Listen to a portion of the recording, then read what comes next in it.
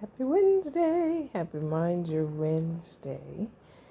As you see, I'm still holding down this recliner. I'm recovering still from my shoulder surgery. And I wanted to share with you this thought. Is it painful or is it just uncomfortable?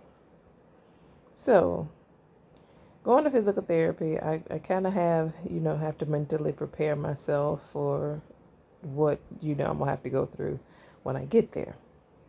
He typically starts out with ice. He'll ice my shoulder, and then he'll stretch my arm and my shoulder, and then I'll do my exercises. Then he'll come back and do another stretch, take a measurement of my range of motion, and then I get ice again at the end. So Friday I go, of course, thinking same thing. I figured, each visit he's going to add an exercise or push me a little further, which he should. But Friday he didn't tell me how far he was going to push me. So I had no, mental gauge or capacity of what to prepare for. So like I said, he'll start off with a stretch and then he'll end with a stretch.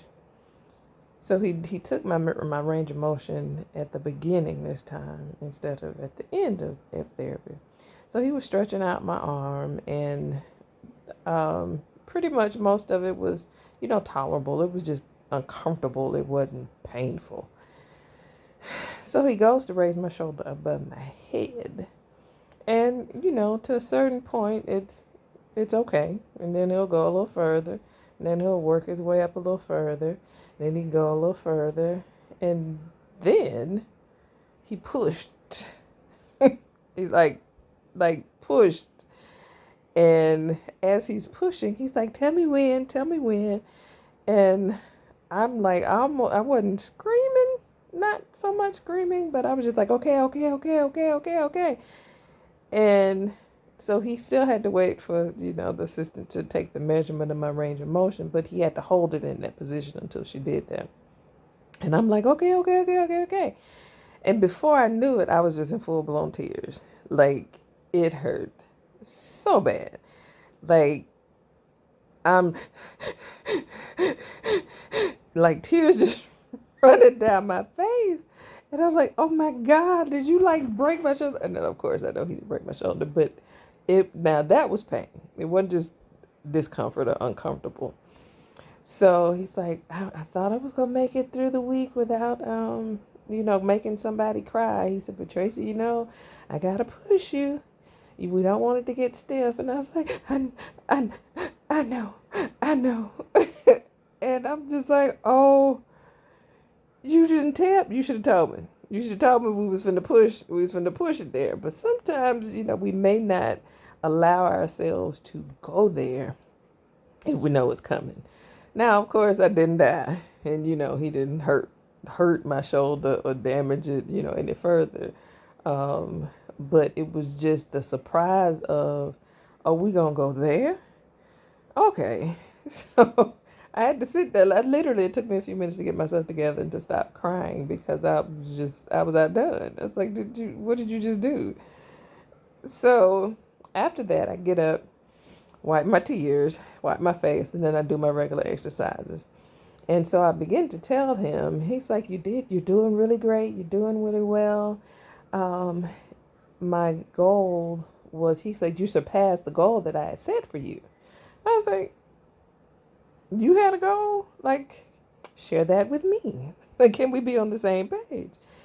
And so I guess as far as degrees, 180 degrees would be my arm would be like perpendicular, straight up. And he said, well, my goal was 110. I said, well, what was the measurement? He's like 130. Okay. So you just got a little happy, just kind of pushed a little further.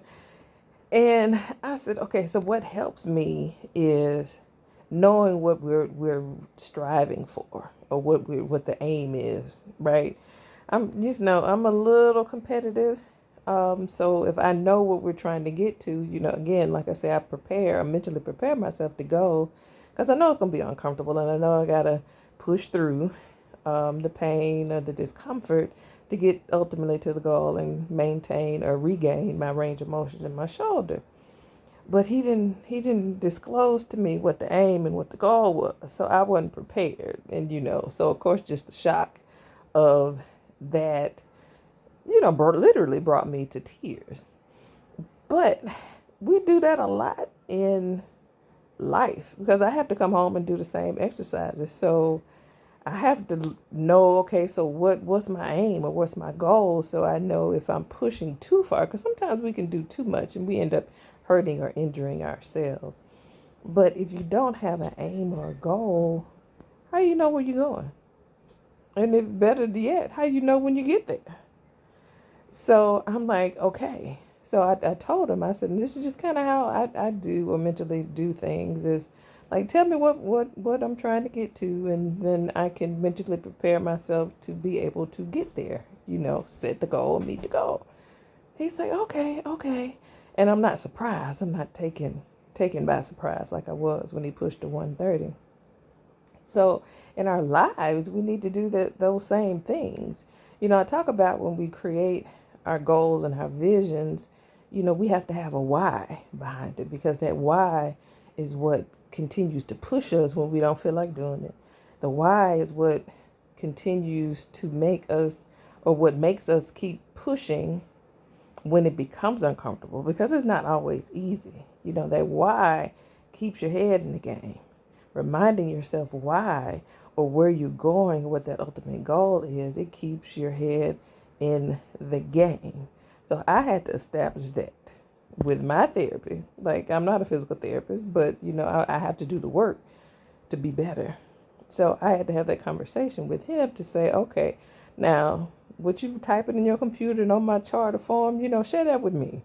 So we both know what the end game and the game plan is. Of course, I want to be able to lift and move my arm, but if you're measuring that by something and I need to be attaining something each week or each visit, let's set that. Let's set that.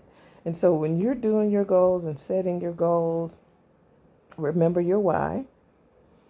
And don't let somebody else decide what that is for you, especially in your personal life or even your professional life, your careers. Even though you may work for someone else, you can decide if you want to have what your goals are in a position working somewhere. It doesn't have to always be determined by somebody else. So just like I had to push, or he pushed me through, now I know what the aim is, and I can push myself because I have something that I can aim at and a goal that I can achieve. So even when it gets uncomfortable, know the difference between it being uncomfortable and just pain and you're about to hurt yourself. And you can do that by setting your goal, your aim, and your why. So you can continue pushing, because I'm not quite there yet. Be like, yeah, it's difficult. It's just uncomfortable, but I still got to keep going. You still got to keep pushing, even though it's uncomfortable. Guys, I hope my little story helped somebody today. I know I have to keep encouraging myself as I go through this recovery. So not that I'm going to be throwing any softballs or baseballs or anything, but having good range of motion. You really don't realize how much you need or use something until you can't. So, guys, I thank you for listening, as I always do. And if nobody told you that they love you today, I love you, I love you, I love you. Be a great week.